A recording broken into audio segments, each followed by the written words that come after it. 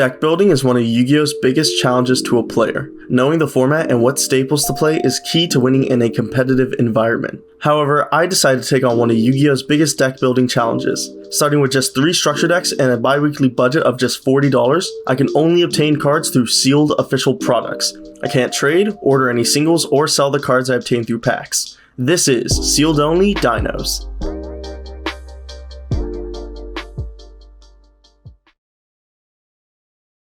Hello and welcome back to another episode of Sealed Only. Last time we opened one of the worst sets of all time, Synchro Storm, and needless to say, we didn't really pull anything out of it. However, our entry pack had a triple tactics thrust in it, which more than makes up for how awful our opening was. Thrust is probably the best card in the game currently, being able to search any spell or trap if our opponent has activated any monster effect that turn. The only downside being that if your opponent doesn't control a monster, you have to set the card instead of searching it. Plus, it can't be activated the turn it's set. Usually when this happens, people tend to just set floodgates like Dimensional Barrier and Eradicator Epidemic Virus, or in the case of Unchained, it sets their engine to extend their combo. This episode, I'm focused on trying to pull more powerful engine pieces, so make sure to like and subscribe. We've recently hit 200 subscribers and I'm extremely grateful for your support. Okay, on to the opening. Okay, so surprisingly for this episode, we're actually opening another box of Wild Survivors. The budget for this episode was $44.40, and I'm not lying to you, I swear to God, this is $44.20. Really just looking for ground Xeno and maybe some more consistency in the form of more Xeno Meteors. But outside of that, there's really nothing we need.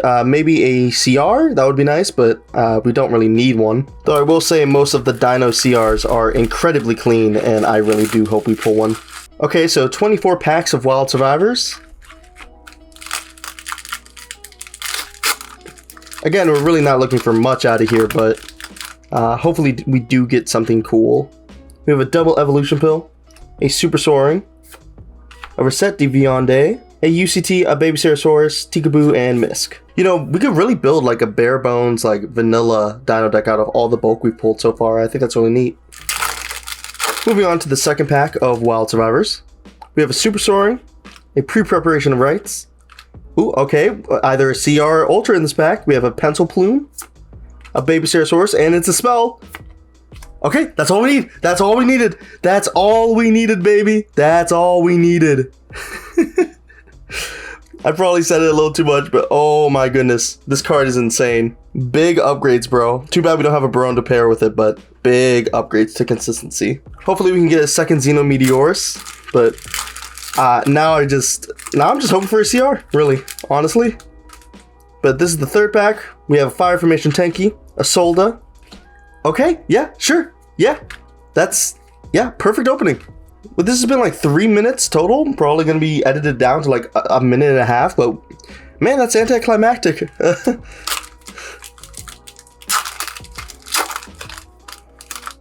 We have a Lost World, a Vanquish Soul Calamity Caesar, a Vanquish Soul Pluton HG, Deck Devi, Econ, Receptive Personnel, and a Candle.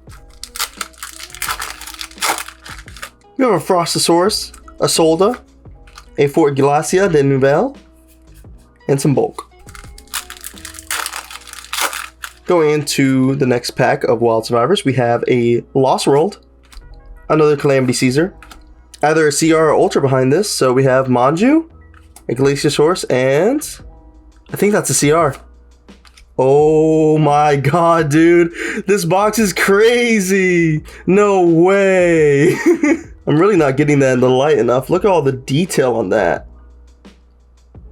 Yeah, my room's not lit up enough for this, but oh my god.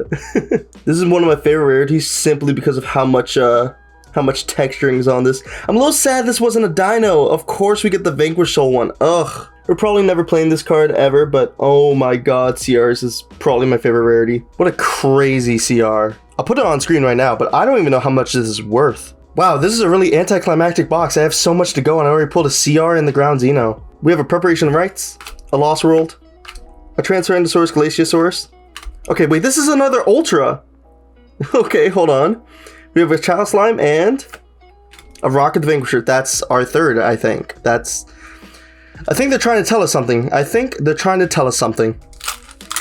Like, bro, the rest of this box is gonna be so boring, I swear. We keep pulling all the cool stuff early. We have a Lost World, a Prep, Dude, how am I sniping the ultra rares? Okay, we have a Pencil Plume, a Deck Devi, and a Vanquish Soul Pantera. Okay, this is about to be like 20-ish packs of just absolutely nothing. Also, I have no idea why, but my camera keeps like slipping. A little unfortunate, but it's whatever. Incantation Talismandra, Double Evolution Pill, and a Ballonniere de Nouvelles. Yeah, I really don't see there being that much left to this opening if there's no more ultras, but we have a Prep, a Transcendosaurus Gigantozauer. Like, we could get an error box and get 4 ultras, but I really doubt it. There's another Meteorus. We have a Bookstone, a Calamity Soul Caesar, a Confere. We have a Talismandra, a Pre-Prep, and a Vanquish Soul Continue. We have a Fire from Shintenki, a Giant Rex, a Trinity Burst. We have a Frostosaurus, a Bookstone, another Continue. We have a Talismandra, a Pre-Preparation of Rites, another Pluton HG.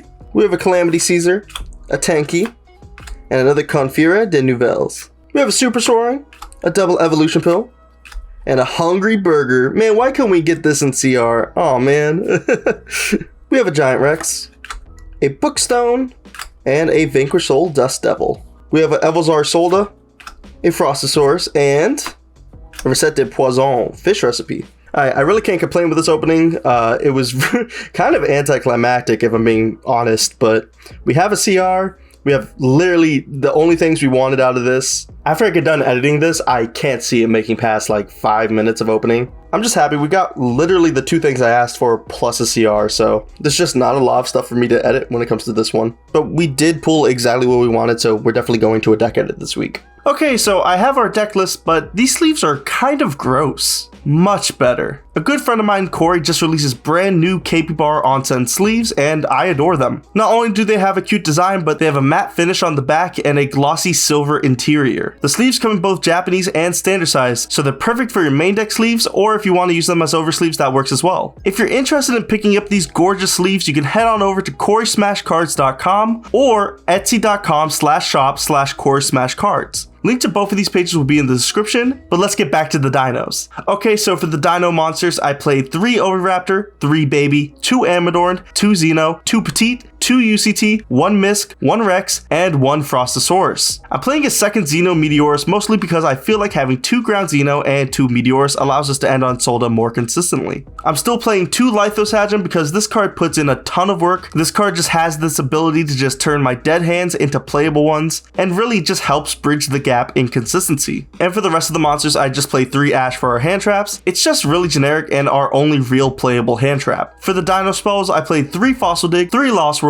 2 Ground Xeno, and 2 Double Evolution Pill. And for the rest of the spells, I played 3 Tactics, 1 Terraforming, 1 Thrust, 1 Duster, and 1 Herald of the Abyss. Something to note is that Thrust changes the way you build decks, pretty much acting as an additional copy of any of these cards going second. And lastly, I needed something to set off a Thrust going first, and while Deinamiscus isn't the best card for this purpose, it's just another way to interact with our opponent if we get stopped. For the extra deck, I played 1 Linkuriboh, 1 Almirage, 1 Link Spider, 1 Pentastag, 1 Early, 1 Deco Talker that sadly isn't a QCR, 1 Doka, 1 Tornado Dragon, 1 Baguska, 1 Solda, 1 Drillingnathus, 1 Zeus, 1 Gigantozauer, 1 Clearwing, and 1 Glaciosaurus. For the side deck, I revamped it a lot since we now have Thrust. I played 2 Retaliating Sea since Pearly is a bad matchup for the deck, 1 Herald of the Abyss for the same reason, 1 Dark Hole, 1 Book of Moon, 2 Raigeki, 2 Summon Limit, 3 Floodgate Trap Hole, and 3 Evenly Matched. I cut the Kaijus and Sage the Floor as I felt like they weren't as high impact and I needed more room for going first cards, which was one of my biggest problems as a going first list in previous episodes. But I feel like this list is incredibly solid, so let's bring it to locals, see how it does. This episode, we're back at Easy Gaming's Friday Night Locals as usual, and round 1 I'm playing against my good pal Michael West again, and he was yet again playing Adventure ABC. I won the die roll and went first, setting up a decent board of UCT, Giant Rex, and Pid Knight early. early. I pass to Michael and he normal summons Sea Crush Wyvern, goes to battle, and crashes it into my Pit Knight early. Doing this allows him to special summon a Union monster from hand, so he special summons a Assault Core and swings into my early again. In main phase 2, he summons Regulus by equipping the Sea Crush from grave, and can then special it by unequipping it. On summon, I attempt to book his field with UCT, which successfully gets rid of his Therion negate. Since I activated a monster effect during the main phase, Michael activates triple tactics talents to draw 2 cards, but I ash it. Seeing no other options,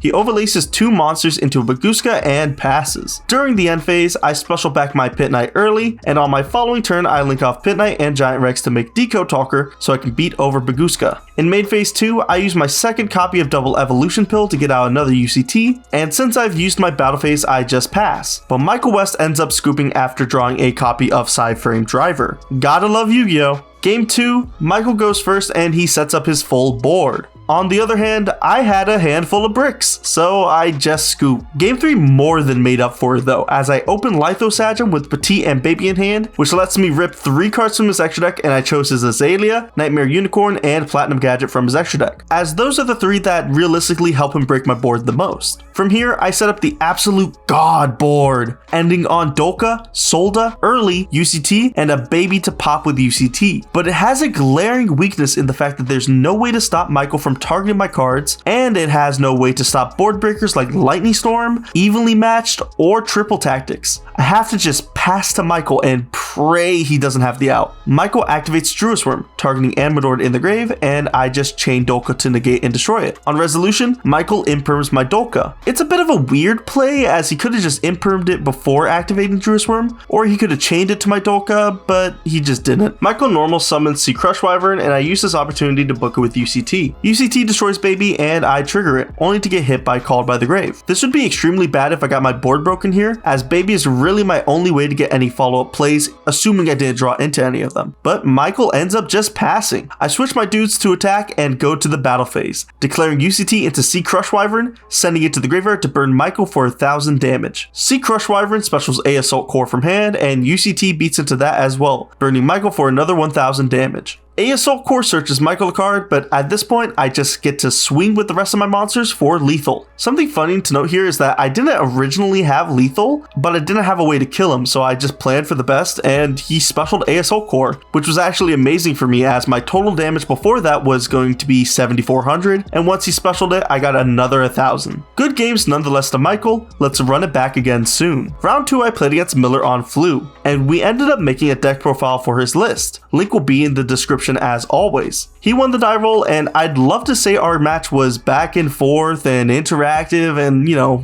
the gist. But game 1, I got Featherstormed, and game 2, I just bricked. It was a pretty tilting loss, but the best thing you can do in this scenario is just to try to shake it off for your next rounds. Round 3, I played against someone I don't normally, so I might be misremembering their name, and if I am, I'm very sorry, but I think their name was Luke. Anyways, they were on ninjas. He goes first and normals Tobari, sets 2, and passes. I activate Lithosagem, destroying Amadord and Petite. Petite triggers as Chainlink 1 and Xenometeorus as Chainlink 2, which he chains Ninjutsu Art Notebook of Mystery, which allows him to set a ninja monster and a ninja trap from deck and graveyard, but he can only do 1 from each. So he just sets Green Ninja from deck. The Chainlink resolves, I summon Xeno from hand and Ovi from deck. I trigger Oviraptor on summon, but it gets ashed. I have Amadord in hand, so I use Oviraptor to destroy Xeno and bring back Petite, but on summon he uses Tobari's quick effect to fuse into Yaguramaru. On summon of Yaguramaru, its effect triggers to banish my Petite,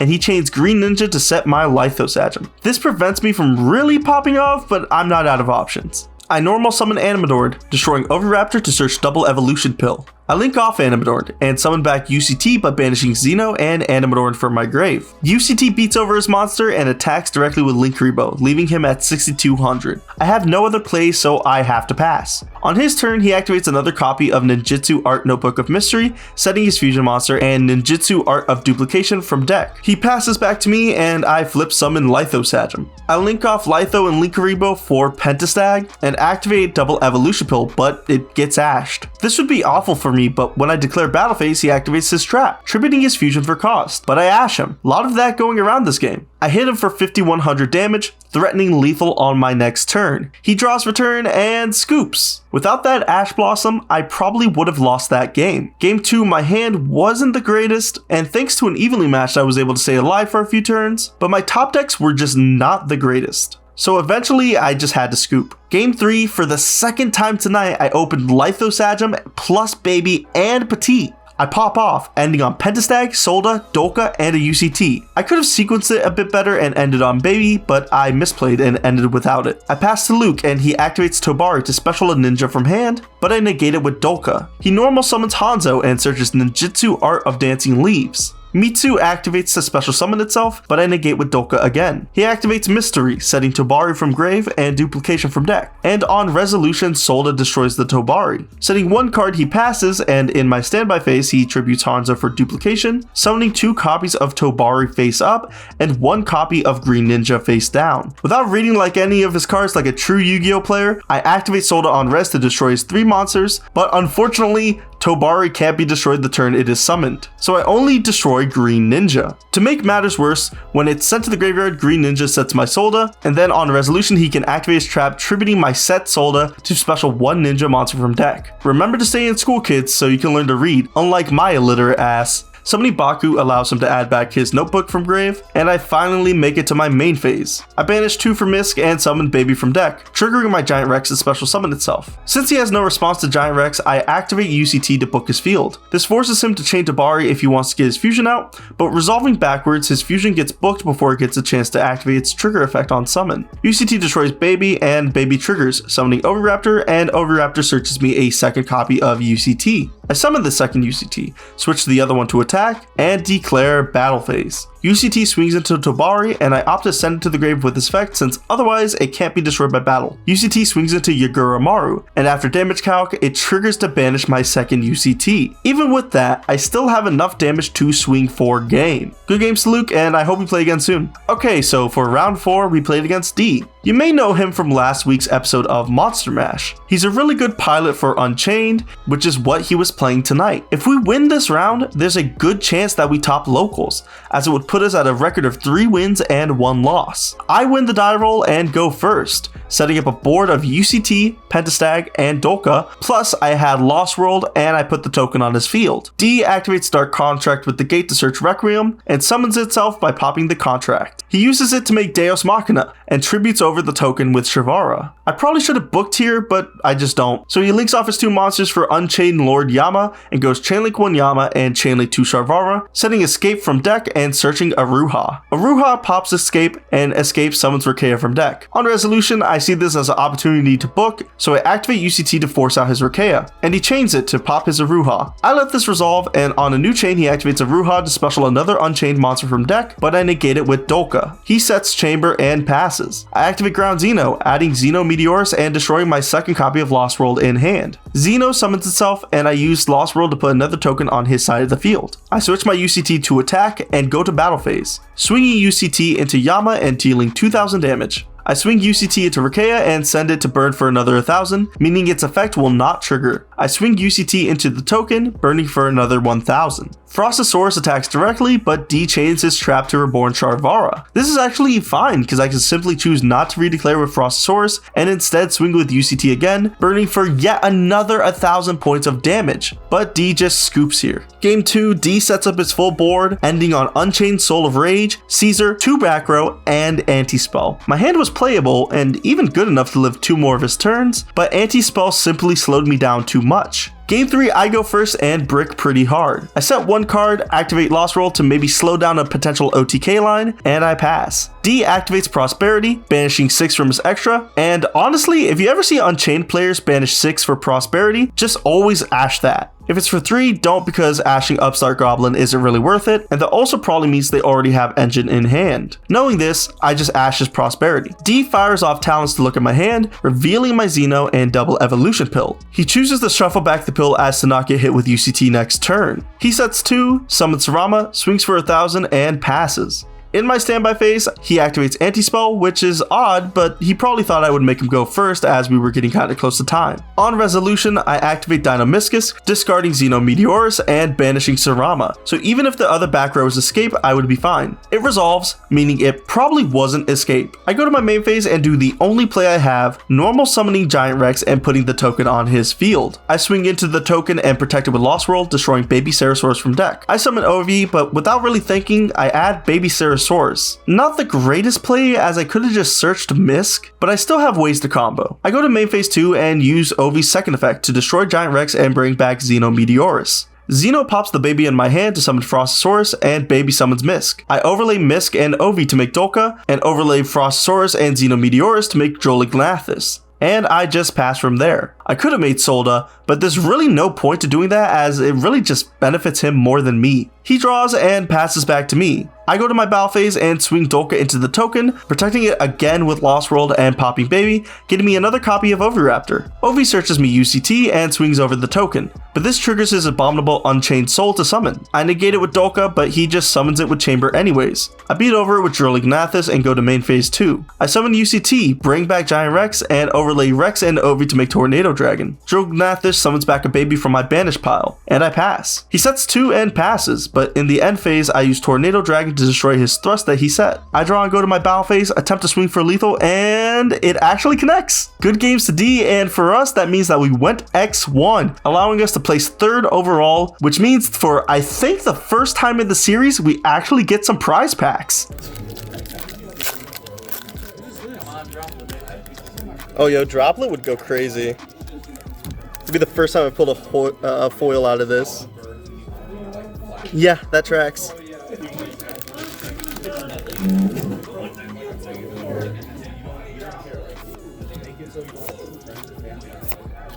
Oh, that's an ultra.